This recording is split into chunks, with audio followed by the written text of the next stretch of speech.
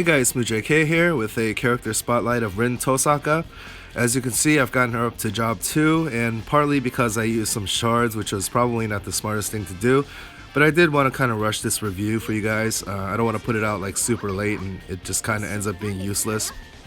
Well, granted, I didn't need to get the job 2, I just wanted to fill that last passive with toughness. I guess it's just something that kind of bothers me when it's left empty, so that's just my own issue, I guess.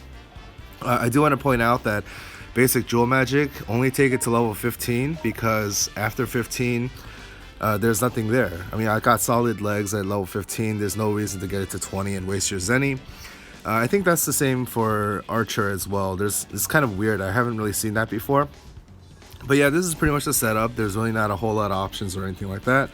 Her stats are very respectable for a mage actually. Like, she's not super squishy.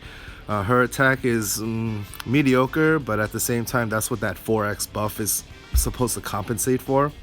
Her defense is okay for a mage again. Her magic defense is respectable. Her magic attack is actually very high, 470, and this is only level 65. So I can't imagine, like, if you had Sage unlocked and you had that magic up +2, this would go even higher. She would probably have the highest magic attack in the game. And her agility is actually quite good for a mage. 115, means that she's not slow and plodding like a lot of them are. But a lot of that is due to leveling up the Rin's outfit. As you can see here, it's a +2 at level 1, or stock, I guess. But if you level it up to the max, it's actually +8 additional to that, which is really huge. When you see a small starting value like that, you wouldn't expect it to jump up that much. But clearly you want to level this up all the way to max. So yeah, overall, she looks really good on paper here. I do have her pendant only to 4 stars. I didn't want to wait until 5 stars to make this video, so this was good enough to get her master ability and to showcase that. But let's go ahead and show her in battle. One other thing I do want to mention is that people are kind of worried, like, how are we supposed to get these to job 3? And it's expensive, but there are certain ways to do that, of course. The first one's obviously the daily summons. Unfortunately, you don't get to select the shard at the 3rd step, but you get like 10 shards of either Saber or RIN TOHSAKA, so that's one way to get them up. And apparently they give these weekend special soul summons where every single 10 pull for these shards guarantees 25 of either one of these featured units. Again, you can't pick, it seems like, but that's one way to do it as well. Definitely very pricey to do it this way, as opposed to like getting the 50 shards for 4,000 gems, which is not cheap either, but at least I was very targeted and there was no RNG involved with that. But if you're really set on leveling these characters up, this is like another good way to do that, I guess. I'm personally not going to do it. I love the characters and I'm going to use them, but price wise and everything, I don't think it's necessarily worth it unless they're like your waifus hardcore. So just wanted to point that out. I'm going to go ahead and bring them into the level and just kind of showcase some of her moves. Let's see here. Just go into we'll just go into the typical. I know this isn't necessarily the most accurate way to showcase. Oh, what is this? This is a new level? I didn't even know that they had that. So they have the pirate tokens, the warrior, the axe tokens, and then maybe the jewel salesman. What is it called? I forgot what that class is called, like Aruba and so forth. Wow, I didn't even know that they had that. So let's go ahead and jump into there. Hopefully she can take it out by herself. Okay, so I discovered that for the first time. So maybe these enemies are not going to be that weak, and maybe it will be a decent showcase of her abilities. Either way, I think that damage wise, it doesn't make a huge difference when you go to like a somewhat easier level versus some of the event levels. It just really depends on what the event is. Okay, so this is an interesting layout. So, oh shoot, I had it on auto and that's what she did in the first turn. So if she doesn't really make use of this, it's going to be such a waste of jewels, although she has plenty to work with, so I shouldn't worry too much.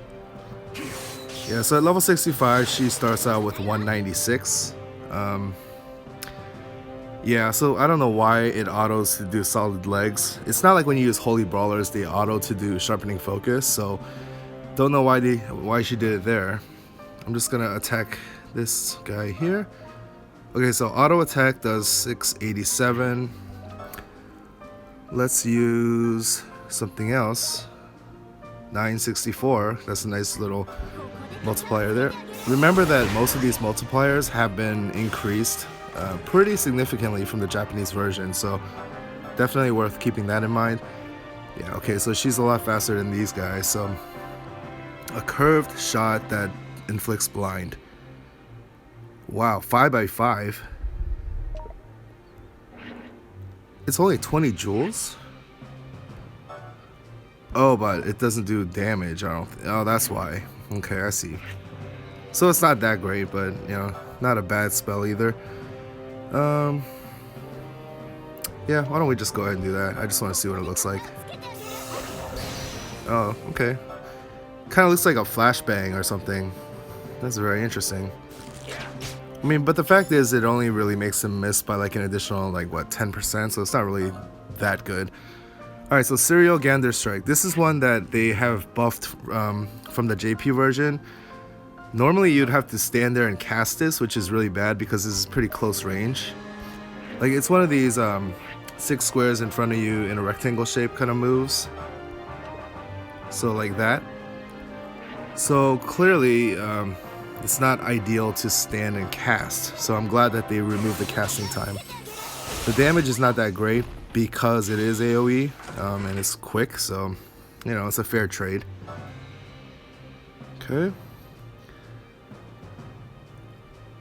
So far, I'm definitely enjoying her speed. Black Flame Missile. Alright, so this is her big AoE.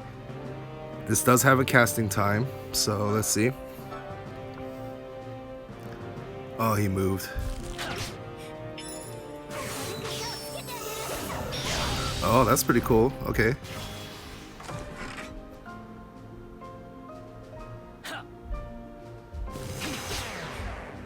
Alright, so that does inflict bind, by the way, which means that they can't move.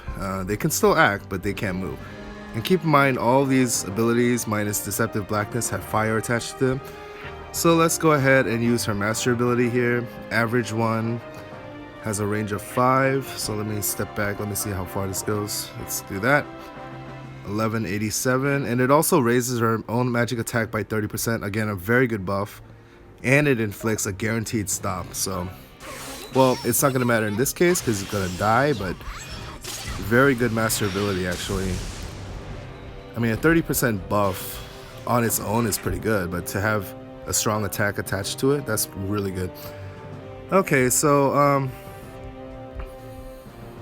actually I'm gonna get out here. I do want to showcase the what was it called, the 4x buff and one of her physical, or some of her physical moves. So I forgot what it's called now, something about legs. Oh no, it's auto still on. Turn it off. Can't beat it. Solid legs, that's right.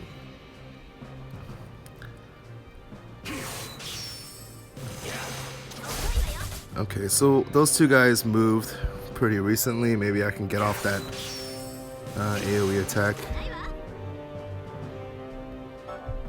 Black Flame Missile, let's see.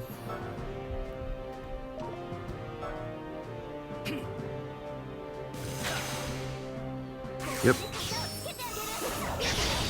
Pretty cool.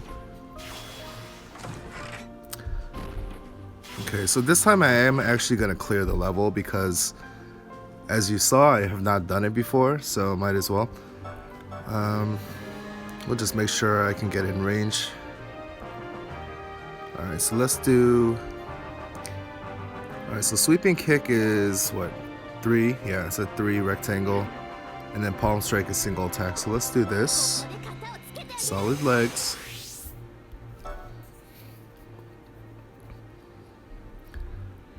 That's pretty good. I think I can hit both of them. Alright, so let's do this. After solid legs, actually no, her regular attack is magic, so it's not going to buff that up at all. Let's do Sweeping Kick. So as you can see, She does pretty good damage, but it's not to the extent that you would expect after a 4x buff, which is kind of illustrating the point of why they made it a 4x buff. It's because they had to make it kind of viable. So let's do solid legs again, and we'll finish it off with the palm strike. Oh, he moved. I'm slowed, so I can't even reach him now.